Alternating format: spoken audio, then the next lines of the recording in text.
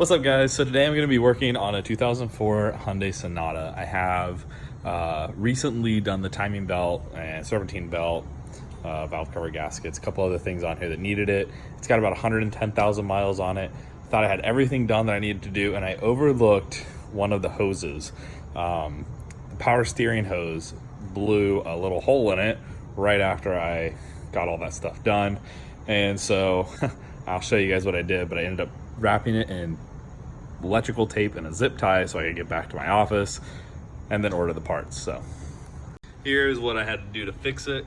It's the non-pressurized side of this hose, because you have to remember that you got this reservoir here, and coming out the bottom is where the send is that goes to this pump over here, and then it pressurizes it right there. It comes out of that hose and then runs back around. So I need to replace that hose today. It is impossible to find that hose, but I had to go to Hyundai and buy OEM part. Rock Auto had it also, but I didn't want to wait or spend $100 on shipping. So this part cost me $31.68 plus rush shipping was another $10. So I also am going to take this opportunity to bleed the power steering fluid out of the system because it's pretty ratchet, it's pretty old.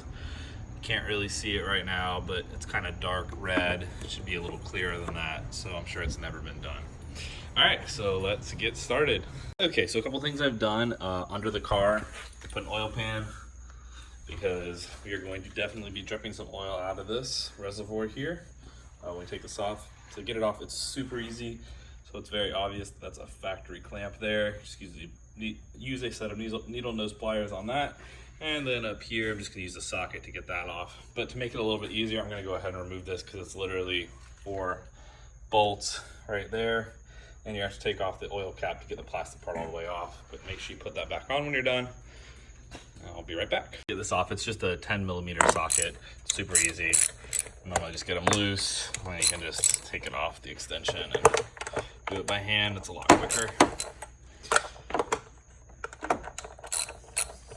Okay, so for this next part, this is not a standard clamp. This clamp's obviously been replaced, but it's 8mm if somebody happened to replace. And then down here, very simple. Just gonna take needle nose pliers and squeeze this bad boy together. I need 2 hands for this. Basically, squeeze it together and move it back this way. So at this point, you should just be able to wiggle this hose off here. Just like that. Try not to lose your clamp. You can reuse it. Now when I take this bottom one off, it's gonna start leaking fluid out the bottom. I just decided to get this bag here and let it empty out into here. I'm gonna open the cap up now so it'll go a little faster. So I still got a slow drip out of there, but I'm gonna do this pretty quick. I got my new hose. I'm gonna go ahead and throw my bottom clamp on. I'm gonna take it off there real quick, throw it on here, and I'll get that on there and we'll come right back. All right, part's on. It's pretty easy. Just make sure that clamp is close to that corner because it's a long, the plastic piece coming out of the reservoir is kind of long. It goes to out to about there.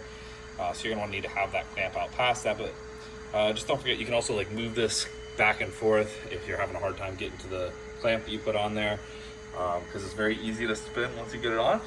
You're gonna want to start with putting it on the bottom and then put it on the top. The top's easier to get to. So once I did that, I put my clamp back on here and tightened it up a little bit, and then I stuck the hose back on the engine or the pump. Move this over, and you got to make sure this clamp is inside of the beveled part of the intake there, and you're pretty much good to go. But you got to remember to fill up your power steering fluid. There's also a great time to do to bleed out your system, to get all that old crappy looking power steering fluid that looks like that, and put some fresh power steering fluid. This is by no means a advertisement for Valvoline. It was just cheap, but you can even see that it's more of a clear color like that, which is what you're looking for. So now I'm gonna try and go ahead and bleed this. I just need to figure out where all the hoses go, figure out which one's gonna be the easiest to disconnect. Probably gonna put this car up on jacks and do it the easier way instead of trying to run the car while I do it.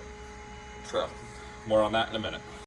Okay guys, so sorry about those last videos being the wrong direction, but basically I've got a jack stand over here, one on the other side. I've got this jack here that I'm going to use to prop the car up.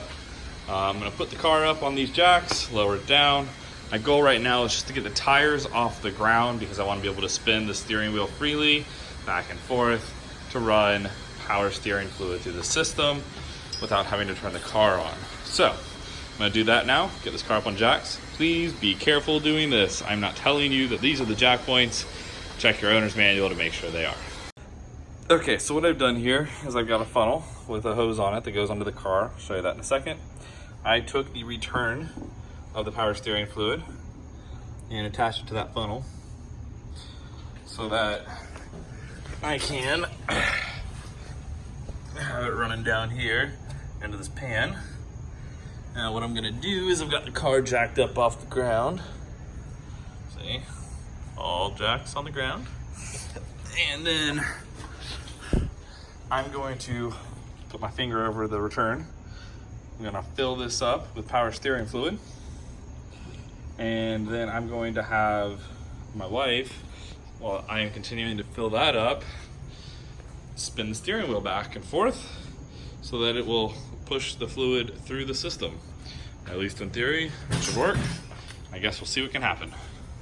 Okay, so last part here. You're gonna have to trust me, but basically you guys saw the setup earlier. I had the funnel going down here to this oil pan, which is still under the car. Basically, I had my wife go into the car and turn the wheels back and forth to the steering wheel. You're gonna have to turn the car to the standby ACC or on position so it doesn't lock up, depending on your car.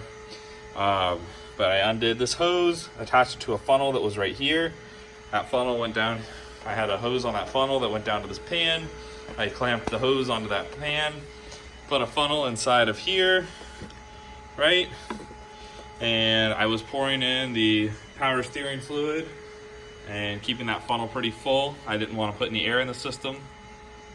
So basically now I'm going to fill up this reservoir here and then to the max level, go start the car for a couple of seconds, and then I'll turn it off and I'll come back over here and fill this back up again.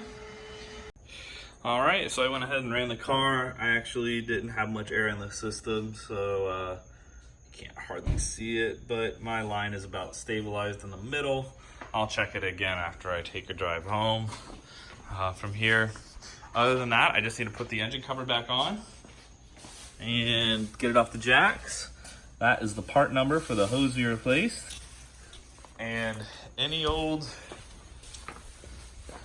kind of power steering fluid works. You know, some people might try and tell you that some really expensive $13 per quart oil is the stuff you need to use.